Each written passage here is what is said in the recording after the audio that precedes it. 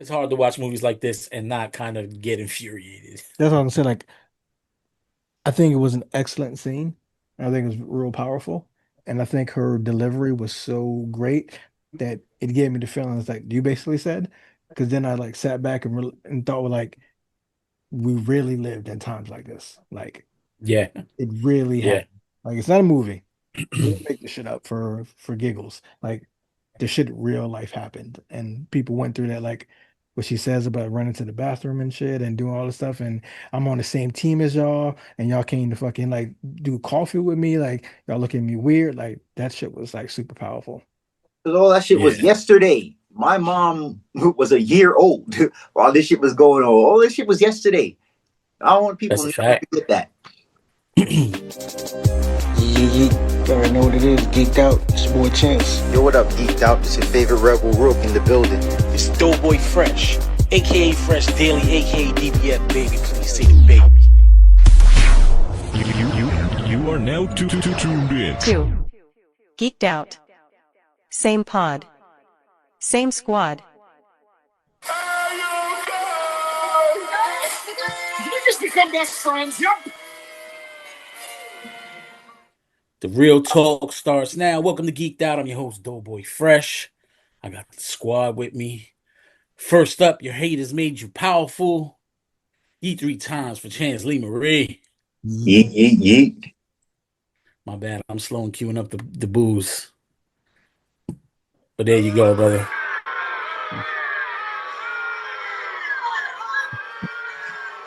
And next up, he don't have friends. He got family. Eat 3 times for Rebel Rook. Yeet.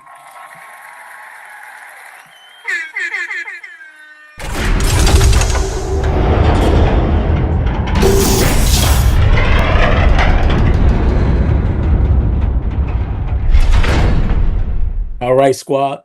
Let's crack open the vault, run back a classic, and geek out all over again. Hidden Figures is a biographical drama following 3 Black female mathematicians, Katherine Johnson, Dorothy Vaughan, and Mary Jackson, at NASA's Langley Research Center during the early 1960s space race. They overcome systemic racism and sexism to calculate the critical, successful orbital launch of astronaut John Glenn. In 2016, the film Hidden Figures, several key scenes act as turning points for the 3 main characters, Catherine, Dorothy, and Mary, as they confront and push past systemic barriers they face while working at NASA. The film opens up with the 3 women stranded on a Virginia highway with a broken down car. The scene immediately establishes the dynamics and era's racial tension when a white police officer stops to question them. Instead of being intimidated, they use their wits and credentials to turn the encounter into a police escort to work, highlighting their resourcefulness from the start. Let's talk about it. I thought it was a powerful scene because he came there, started with the attitude like you trying to disrespect me, and then they started breaking down that knowledge, and then he turned into a fan real quick. Yeah. It's easy to turn somebody into a fan during that time because we're in a race war, not racial war, like a race to space war with Yeah. an enemy that is an enemy to all of us. You know, you might not look at a Black person as American or even a citizen or a person, but the second you realize that they're fighting for your team, that changes a lot, and it changed a lot in that scene. It's powerful. Agree.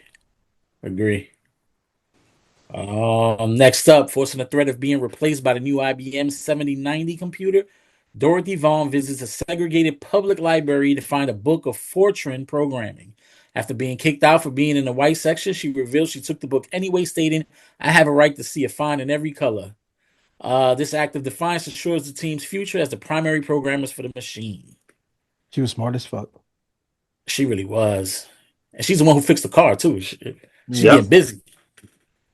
Yep. She wanted to fix the car, knew it was the starter, got it running. But they weren't just smart, man. They were brave. And in that moment, you needed to be brave and you need to be bold, because she said it as she's gently inquiring about that machine. And it's like, yo, wait. So we'd be out of a job, huh? Cool. Yeah. Need people to be able to program this thing. And if we're first qualified to program it, then what are you going to do? That's our new job. Because the computer did replace them. They called a lot of them computers. That's what their job was, do calculation. Yeah. And she did that. She said that we're about to be irrelevant, so how can I make us in demand? Mm. Yeah. And I think calling them smart is an understatement. They were legit geniuses. Mm-hmm. Mm-hmm. Our girl Octavia Spencer. So I think she won the best supporting actress for this role. Good. Well, sure. What is there? After weeks of running half a mile to use the colored restroom in another building, Katherine Johnson finally snaps. Drenched from the rain, she delivers a powerful monologue to her boss, Al Harrison, about the daily indignities she faces from the lack of bathrooms to the colored coffee pot. The resolution, in a major cinematic moment, Harrison uses a crowbar to knock down the colored ladies' room sign declaring at NASA we all pee the same color. That's our guy Kevin Costner. Yes, I was about to say that, man. Costner, Taraji P. Henson. Costner is my guy the whole movie, just because Yeah. of his what they call it, stoic demeanor. Like Mhm. he was all mission. You know, he Yeah. didn't care about color, he didn't care about what gender you were. It was all, yo, look, it's us against them. How can we best efficiently do what we got to do so we don't lose this race against Russia? While other people are still distracted and thinking about the things in between that don't freaking matter, that are holding everybody back. You know, the best way forward, it was him. It was him, man. And we needed that breaking point. Cause when I saw that little kettle they gave her, I was like, yo, bro, come on, son. And no one's gonna service that. She's the only black person there. So she gotta service herself. Yeah. Like, it's ridiculous. It's hard to watch movies like this and not kind of get infuriated. That's what I'm saying. Like, I think it was an excellent scene. I think it was real powerful. And I think her delivery was so great that it gave me the feelings like you basically said. Because then I like sat back and thought, well, like, we really lived in times like this. Like, Yeah. it really Yeah. happened. Like, it's not a movie.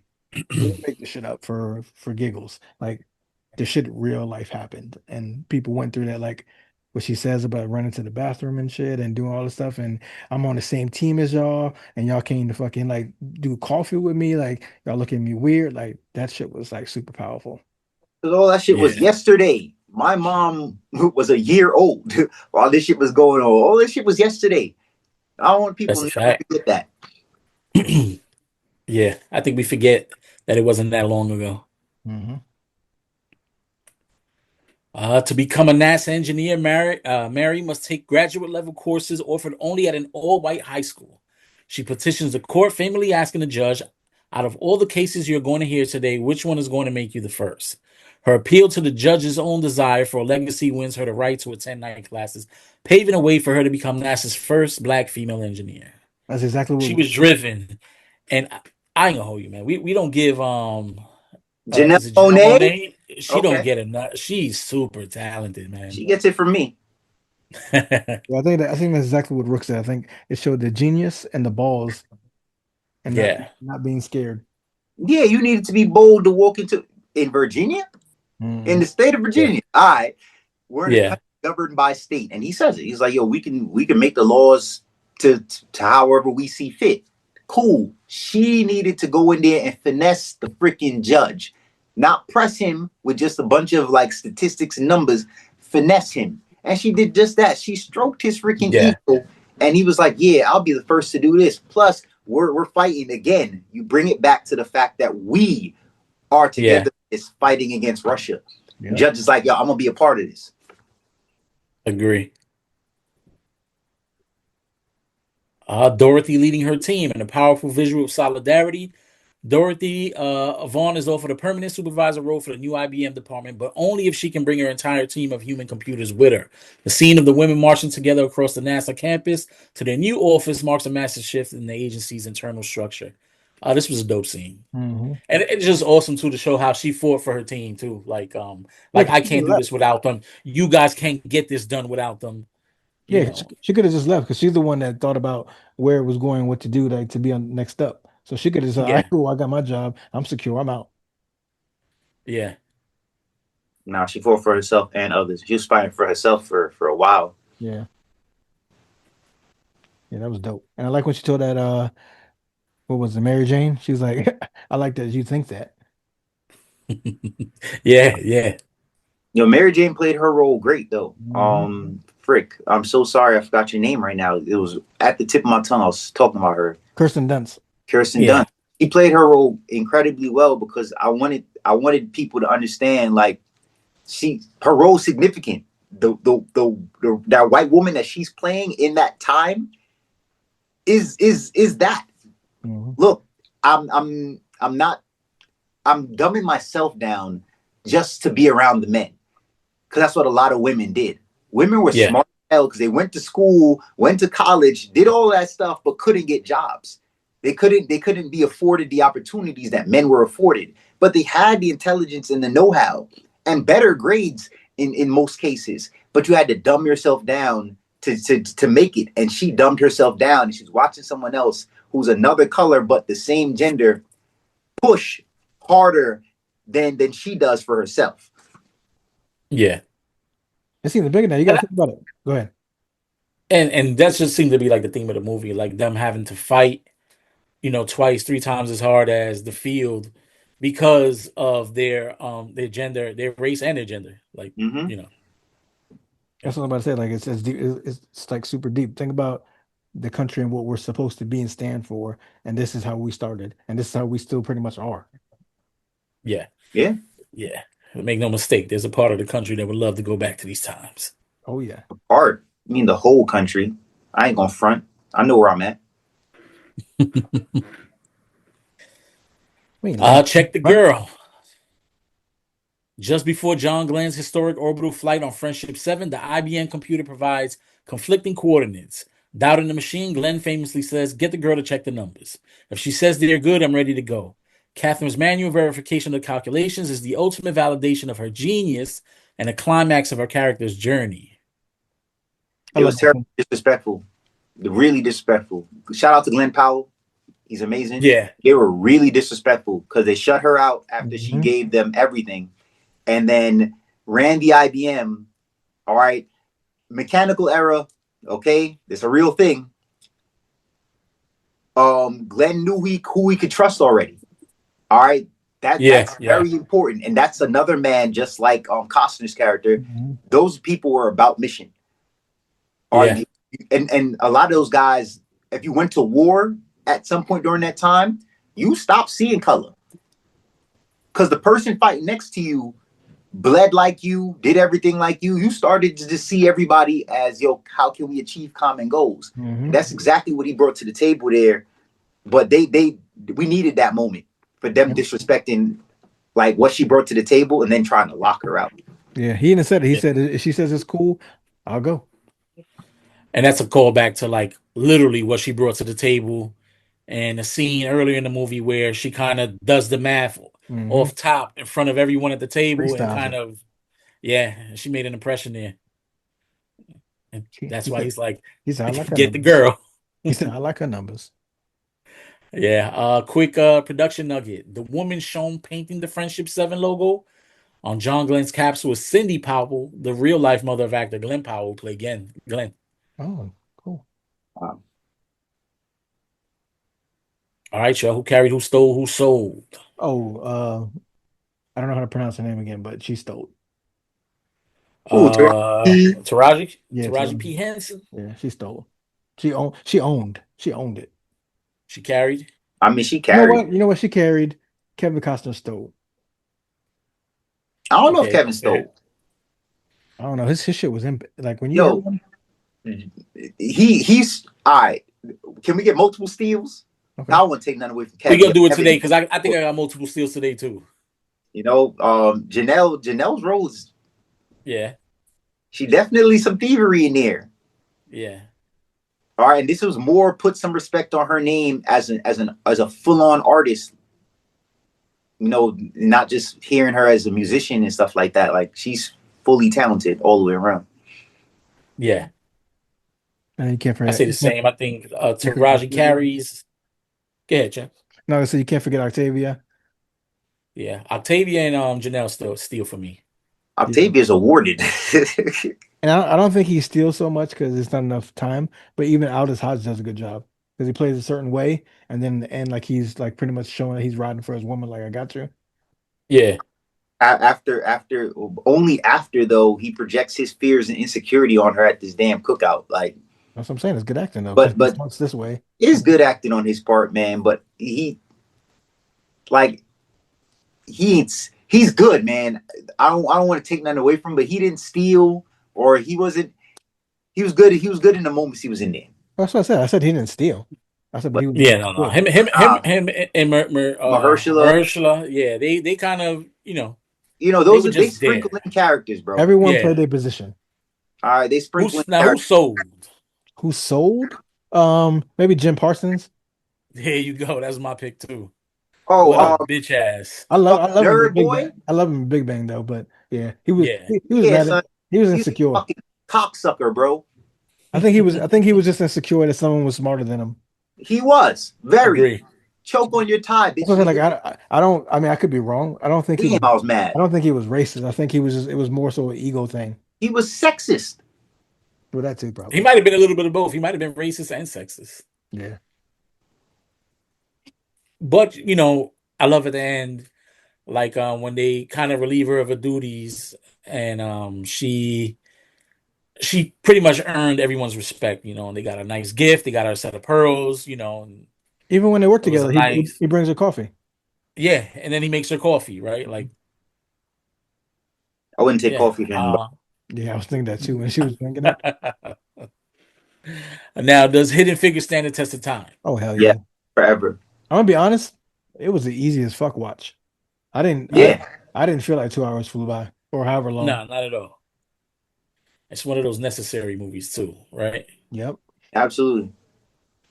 Very good. Very, very well It done. gave me Remember the Titans vibes. Yeah, for sure. That's another favorite of mine. Yeah. This is also a first watch for me. It was me too. I'd never seen it before. I just knew, I heard about it. No, I'm serious. Okay. I heard about it, and I knew we were trying to do something for like Women's History Month. And I was like, so what's some empowering shit that we can watch? And then I saw like the trailer and what I was like, okay, I'm gonna watch this. I'm glad. I'm such a fan of the story growing up, but never got, we don't get to see all the stories until they make a movie or something. And then you put this cast together, you immediately had me like, oh shit, I gotta go watch this. Because we're all Taraji fans, and Kevin Costner's probably been like, a leader in a million movies that had us at the edge of our seats, listening to it, hanging on his every word. But then at that time, the 2016, shoot, I've been a big Janelle Monáe fan, like hardcore. So I'm like, yo, like let her cook. I'm in there. You know what it is for me? Glad. Can Kevin Costner act like deep bag type shit? I don't know. It's rhetorical. Y'all can answer it if you want to. But for me, it's like his voice and presence. Like once I hear him, it like takes over the whole scene. Like I'm locked. So like I don't even know if I focused on can he really act. Yo, DB, one of Chance's favorite movies is Draft Day, right? That is. Draft Day? I like Draft Day. Draft Day was a surprise for me. I didn't have any expectations for that movie because I felt like that was when Kevin was on his decline before he made the big bounce back. But that's a good movie. That's a good flick. Like as a football fanatic, I wasn't too thrilled about the movie, but for him and what Jennifer Gardner bring to the table, and the powerfulness of both of them, they made that movie better than what it was. I agree. I agree. They carried that. That's a good flick. Yeah, I like that movie a lot. Yeah. All right, y'all. In closing, the legacy of Hidden Figures is defined by its transformation of three human computers from historical footnotes into global household names, sparking a major movement for representation in STEM. Y'all got anything else? Nope. Until next time, same pod, same squad, geeked out. Tuned in. 2. Geeked out. Same pod. Same squad.